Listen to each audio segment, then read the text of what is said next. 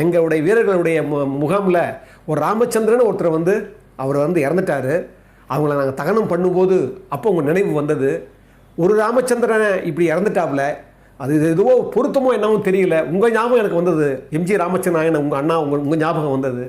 அது வந்தது மட்டும் இல்லை, ஒரு ராமச்சந்திரனை போனால் கூட நீங்கள் 1 கோடி ராமச்சந்திரனை உருவாக்குற அளவுக்கு உற்சாகப்படுத்துருவீங்க நீங்கள்.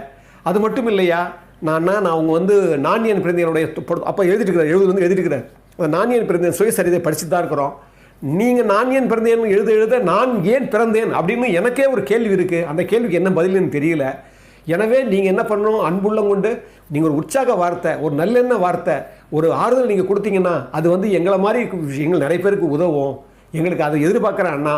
எங்களுக்கு இந்த நேரத்தில் கூட நாங்கள் பாதுகாப்பு எதுவுமே இல்லைனா கூட நாங்கள் பயந்துட மாட்டோம், பணிஞ்சிட மாட்டோம், வீறு கொண்டு எழுந்து நாங்கள் அது கண்டிப்பாக இந்த போரை முடிப்போம் அப்படின்னு சொல்லி திரு எம்ஜிஆர் அவர்களுக்கு